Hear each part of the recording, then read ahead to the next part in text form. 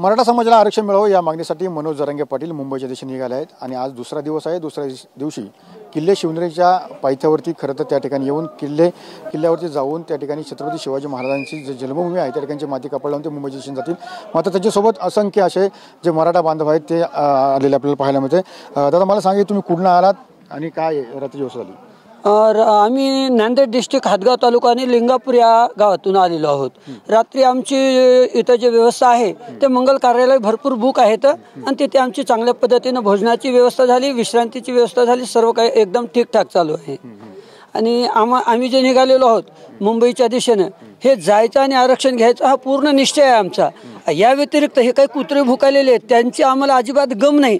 आम्ही सर्व ताकदीनिशी निघालेलो आहोत मुंबईत आणि एवढंच नाही तर 4-2 दिवसासाठी नाही, महिना जरी राहण्याचा प्रसंग आला तर सगळे मराठी त्या ताकदीने मुंबईकडे निघालेले आहेत। पण आंदोलनाची जी म्हणजे ज्या पद्धतीने आंदोलन करायची ती परवानगी फक्त 1 दिवसाची मिळाली आहे, पुढे काय केलं जाईल? आता आमच्याकडे त्यांच्याकडे जसे गनिमी काव्य आहेत तसे मराठ्याकडे या जातीकडे तर अंगचं गुण आहे क्षत्रियांचा, यांच्याकडे तर जास्त गनिमी काव्य आहेत।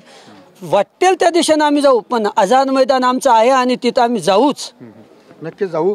ज्या पद्धतीने पाहिलं की खरं तर काहीतरी अटी शर्तीवरती आंदोलनाला 1 दिवसाची परवानगी दिली आहे। तर दादा अटी शर्तीवर 1 दिवसाची परवानगी दिलेली आहे, पण त्यांच्या अटी शर्ती हे जे मावळे आहेत मराठा जे मावळे आहेत हे त्यांच्या अटी शर्ती मोडून टाकल्याशिवाय सोडणारच नाहीत। आणि आम्ही आता प्रथमतः माझं नाव सांगतो, मी रामदास उमाजी गिरे, राहणार सरेगाव, तालुका मुदखेड, जिल्हा नांदेड या ठिकाणाहून हे जे इथं जेवढे मावळे आलेले आहेत इथं तर सौखर्चानं आलेले आहेत। हा कोणालाच खर्चाची गरज नाही, आरक्षण कोणाच्या बापाचं नाही, सर्वांचं आरक्षण आहे। आणि जिरांगे पाटलानं जे छत्रपती शिवाजी महाराजांना जे घडवलं ते घडवण्याची त्यांच्यामध्ये क्षमता आहे आणि ते घडवत आहेत। तो स्वतः जीवाची बाणी आणि छत्रपती शिवाजी राजासारखं त्यांनी मृत्यू हा निश्चित केलेला आहे। आरक्षण नाही दिलं तर त्यांच्यासोबत सर्व मावळे सुद्धा मृत्यू होल्याशिवाय राहणार नाहीत, आरक्षण द्यावंच लागणार आहे। नक्कीच आरक्षण द्यावं लागणार आहे। मात्र ज्या पद्धतीने पाहिलं की सरकार कुठेतरी चर्चा करण्यासंदर्भात बोलवतोय, मात्र ज्या पद्धतीने पाहिलं की जरांगे पाटील म्हणतात की खुल्यामध्ये चर्चा करूया। नमस्कार, जय शिवराय। मी दीपक मोरे माजलगाववरून आलेलो आहे। आम्ही साधारण तरी काल पोहोचलो इथं संध्याकाळी आणि इथं लोकलच्या लोकांनी चांगली व्यवस्था केलेली आहे। तशीच सर्व मराठा बांधवांनी आपापल्या परीनं जसं होईल त्याप्रमाणे अन्नधान्य सगळं घेऊन आलेले आहेत। आता प्रश्न हे राहिला की मुंबईला किती दिवस राहायचं आणि काय करायचं। गव्हर्नमेंटनं 1 दिवसाची परमिशन दिली आहे, पण ते गव्हर्नमेंटने दिली आहे, मराठ्यांसाठी परमिशनची गरज नाही आहे। मराठा आला तर लाखोनं येतो आणि कुणाची गरज नाही आम्हाला मुंबईमध्ये। आम्ही आमच्या सक्षम ताकदीनं आलेलो आहोत आणि हे गव्हर्नमेंट कायदा कानून दाखवतो तर ह्यांच्या भाजपच्या सभा होतात किंवा इतर पक्षाच्या सभा होतात तर ह्यांना परमिशनची गरज नाही का? त्यावेळेस कायदा सुव्यवस्था बिघडत नाही का? त्यावेळेस बी आमचं मन दुखवतात ना। ह्यांना आम्ही प्रतिनिधी म्हणून निवडून दिलंय, हे महाराष्ट्राच्या जनतेने सगळ्यांनी निवडून दिलंय। देवेंद्र फडणवीस साहेब जे आहेत ते फक्त एकट्या भाजपचे मुख्यमंत्री आहेत का? नाही, तर हे सर्व महाराष्ट्राचे मुख्यमंत्री आहेत। तर त्यांनी भाजप करणं, पक्ष करणं सोडून द्यावं आणि मराठ्यांच्या न्यायासाठी त्यांनी कुठंतरी समोर येऊन खुल्या मैदानात बैठक करावी।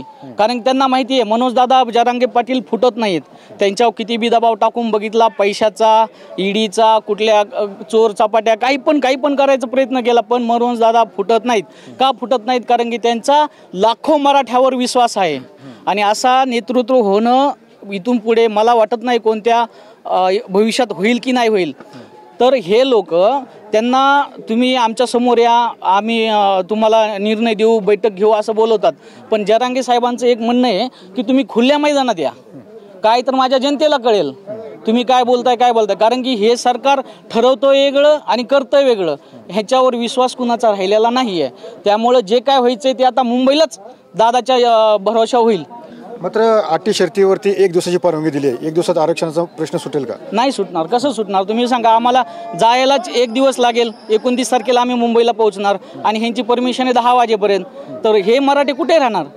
गव्हर्नमेंट काय ह्यांना आम्हाला काय पाकिस्तानला सोडणार आहे का? तिथून आम्हाला काय सोयी करणार आहे का? नाही, तिथं गेलो तर आम्ही तिथंच राहणार आणि आरक्षण जोपर्यंत भेटत नाही तोपर्यंत आम्ही माघारी काही येत नाहीत। नक्कीच ज्या पद्धतीने पाहिलं की खरं तर मुंबईच्या दिशेने आंदोलनासाठी जाणार आहे, मात्र जोपर्यंत आरक्षण मिळणार नाही तोपर्यंत आम्ही हटणार नाही। का वाटलं तर गनिमी कावाने त्या ठिकाणी आम्ही आंदोलन करू, गनिमी कावा वापरू, अशा प्रतिक्रिया या ठिकाणी आंदोलकांनी दिलेल्या आपल्याला पाहायला मिळत आहे।